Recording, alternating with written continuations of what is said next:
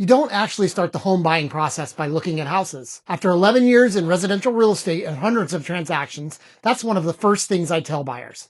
There are a few important things you should do before you ever schedule your first showing, so let's start there. If you're thinking about buying your first home, but you're not really sure where to begin, you're definitely not alone. You've got lenders, realtors, inspections, appraisals, contracts, title companies, closing costs, and about 100 different terms you may have never heard before. So in this video, I'm going to walk you through the entire home buying process step by step. We're going to start before you ever look at a house, and I'll take you all the way through making an offer, going under contract, getting through the inspection and appraisal, and finally getting the keys to your new home.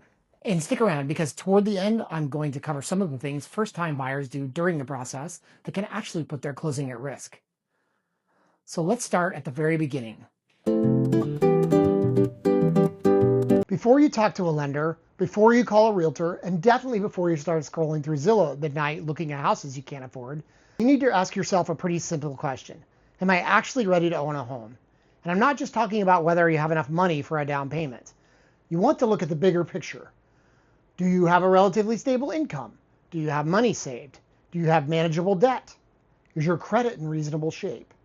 And perhaps most importantly, do you have enough financial cushion that buying a home isn't going to leave you with absolutely nothing in the bank? Because there's a big difference between being able to qualify for a house and being able to comfortably own that house. Lenders might tell you that you qualify for a $500,000 mortgage. That doesn't necessarily mean you should spend $500,000. Maybe the payment at that level would leave you feeling stretched every month. Maybe you want money left over for vacations. Maybe you're planning to have a child. Maybe you have student loans. Maybe you simply don't want your house payment to consume most of your income. And that's an important distinction. What a bank says you can afford and what you actually want to spend are two different things. That's something I want you to keep in mind throughout this entire video. Because your goal isn't to buy the most expensive house you can possibly qualify for. Your goal is to buy a house that fits your life. Once you've decided that you're ready to start exploring homeownership, the next step is figuring out what your budget actually looks like. And this is where I see a lot of first-time buyers make a mistake. They start with the purchase price. They say, okay, can I afford a $400,000 house? But the purchase price isn't your monthly cost of owning that house. Your monthly housing expense can include your principal, interest payment, property taxes, homeowner's insurance, mortgage insurance if applicable, HOA dues if there are any, and then you've got all the other costs of actually owning a home.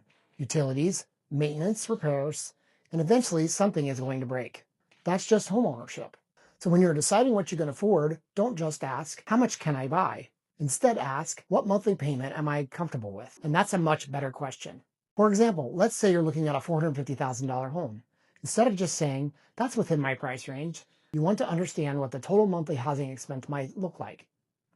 And this is especially important here in Arizona because property taxes, insurance, HOA fees, and other expenses can vary significantly from one property to another.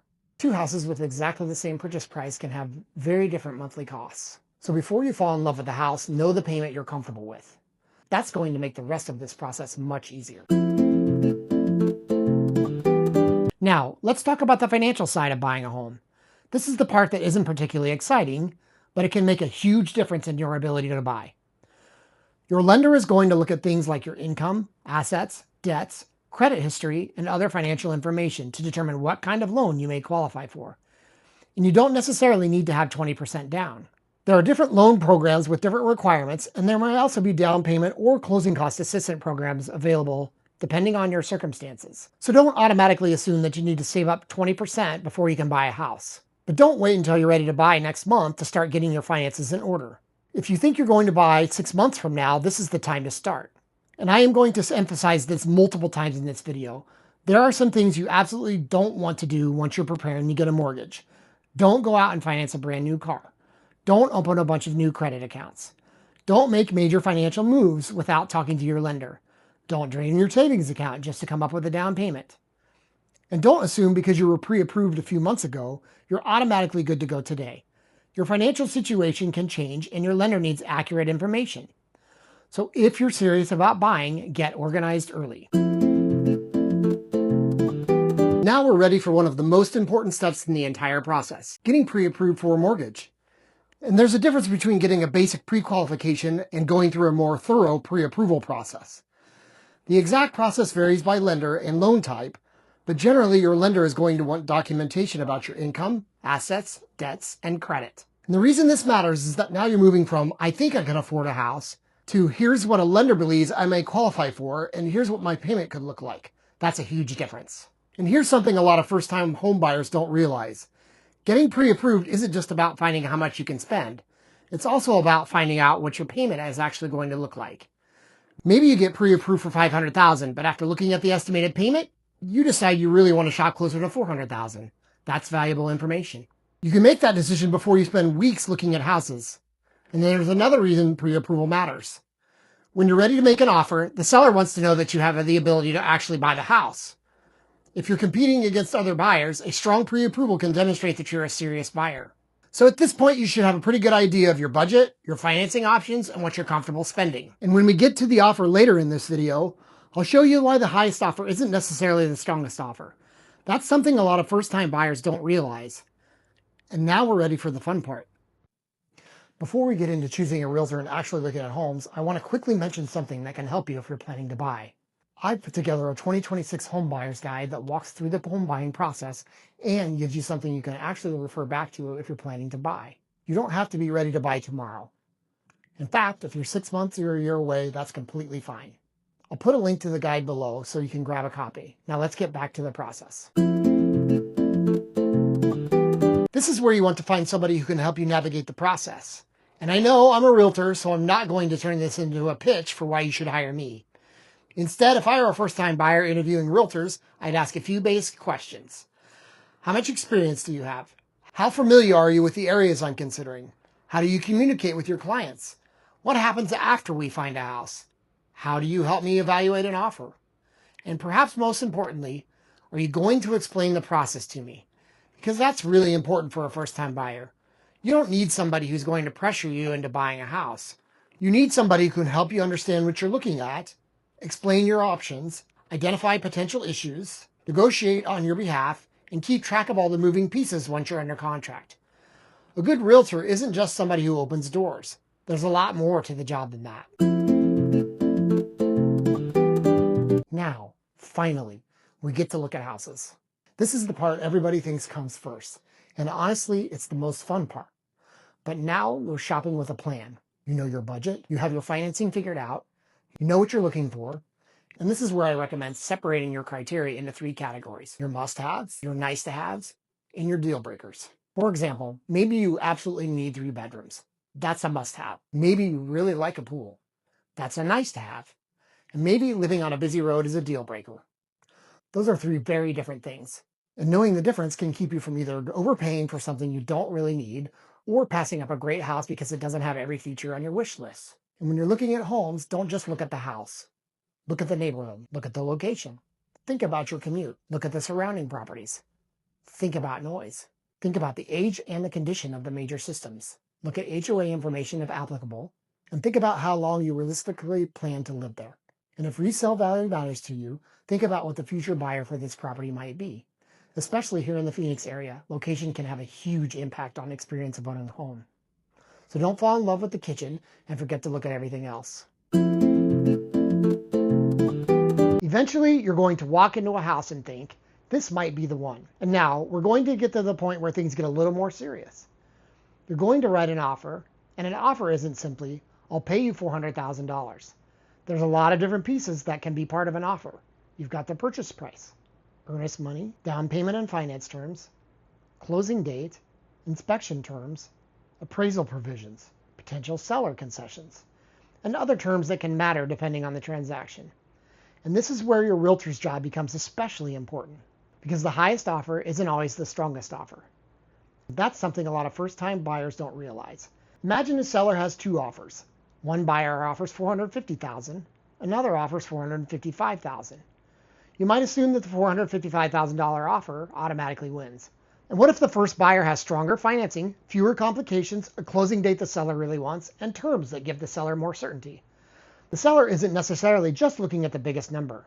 They're looking at the entire package. So when you're making an offer, the goal isn't necessarily to offer the most money possible. The goal is to put together an offer that makes sense for you and is competitive in the current market. And that's a very different thing. Congratulations, your offer was accepted. This is the point where a lot of first-time buyers think, we did it. But you're actually entering one of the most important parts of the entire process.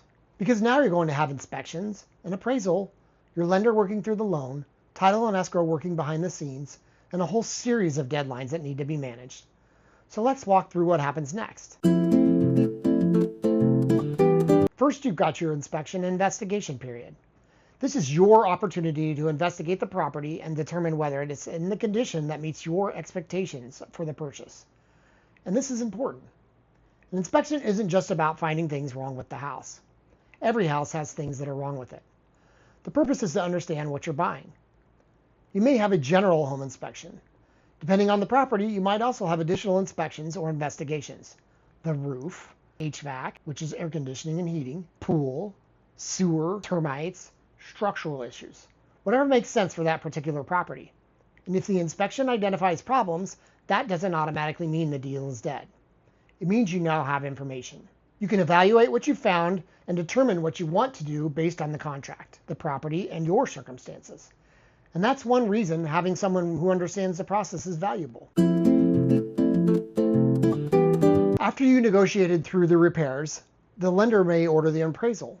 An appraisal is different from a home inspection.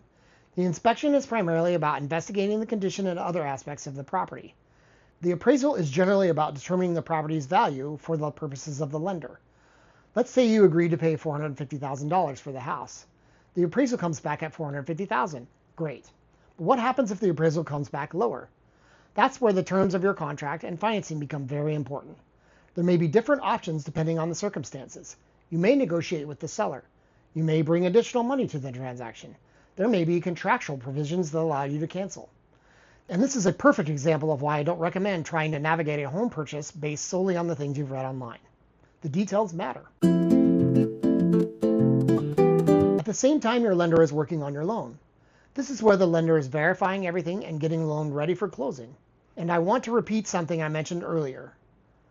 Don't make major financial changes. Don't buy a car. Don't open a bunch of credit cards. Don't disappear on your lender. If they ask you for documentation, get it to them. If something changes with your employment or finances, talk to them. The goal is to get from pre-approved to approved and ready to close. And those are not necessarily the same thing. You've also got the title and escrow side of the transaction. The title or escrow company is helping coordinate the financial and closing aspects of the transaction. They're working with the parties involved to get everything ready. There are documents. There are funds. There might be title issues. There are closing instructions. And eventually all those pieces have to come together. Before we get to the closing table, there are a few things I want you to know because this is where buyers sometimes accidentally create problems for themselves. First, and again, don't go buy a new car. I know you're excited. You're buying a house. Maybe you think, I've got the house, now I need a new car to go with it. Don't. Not until you've closed and you've talked to your lender about what you're doing. Second, don't finance a bunch of furniture. You might be thinking about a new couch for that giant living room, the bedroom set, a new TV, new appliances. Wait. Third, don't open new credit accounts unless you've talked to your lender. Fourth, don't make major unexplained financial moves. And fifth, don't assume that because you've signed a contract, you can stop paying attention. Respond to your lender. Respond to your broker. Watch your deadlines. Get your documents in and stay engaged. I've seen transactions become more stressful simply because somebody assumed that once the offer was accepted, everything else would happen automatically. It doesn't. There's still work to do. Now you're getting really close. Before closing, you'll typically have a final walkthrough. And this isn't the time to do another full home inspection. You're essentially making sure that the property is in the condition you expect it to be based on the agreement. You want to make sure agreed upon repairs have been completed where applicable. You want to make sure the property is substantially as expected. And you want to make sure there aren't any obvious new problems. This is one of those moments where the whole thing starts to feel real. Because you've spent weeks looking at houses. You've made an offer, you've negotiated, you've had inspections, you've dealt with the lender, you've signed documents, and now you're standing in the house knowing that very soon it's going to be yours. And finally, closing day. This is the part you've been waiting for. You'll review and sign your closing statements. Your funds will be delivered as required. Your lender and escrow or title company will coordinate the final steps. And once the transaction is closed and the appropriate recording has occurred, you get the keys. And suddenly, you're a homeowner. It's a pretty exciting moment. But here's something else I want you to understand. Buying the house isn't the end of the process. It's the beginning of a completely different financial responsibility. Once you move in, there are a few things I'd recommend doing fairly quickly. Change your locks or otherwise make sure you know who has access to the property. Set up or transfer your utilities. Keep your closing documents somewhere safe. Make sure you understand your mortgage payment and escrow arrangements. And start building a maintenance plan. Because owning a house means things are eventually going to break. The air conditioner is going to need attention. The water heater is going to fail. Something will eventually need to be repaired. That's just part of owning a home. So don't spend every dollar you have getting into the house. Try to maintain a financial cushion after closing. So let's take everything we just talked about and put it all together. Step 1, decide whether you're actually ready to buy. Step 2, figure out what monthly payment you're comfortable with and determine your real budget. Step 3, get your finances in order. Step 4, talk to a lender and get pre-approved. Step 5, choose a realtor who can help you navigate the process. Step 6, start looking at homes. Step 7, find the right house and write an offer. Step 8, get under contract and work through inspections, appraisal, financing, title, and all the other requirements. Step 9, complete your final walkthrough and get ready for closing. Step 10, close, get the keys, and become a homeowner. And when you see it laid out like that, hopefully it doesn't seem quite so intimidating as it did at the beginning of this video. There are a lot of individual pieces, but you don't have to figure them all out at once. You just need to know what the next step is. If you're thinking about buying your first home in the Phoenix area, whether you're ready right now or you're still several months away, I'd encourage you to start preparing before you start shopping. And if you want something you can keep and refer back to, grab my 2026 Homebuyer's Guide. I'll put the link in the comments below. And if you found this helpful, subscribe to the channel. I make videos specifically for people buying and selling real estate in the Phoenix area, including first-time home buyers, so you can understand the process and make better decisions before you make one of the biggest purchases of your life. Thanks for watching, and I'll see you in the next video.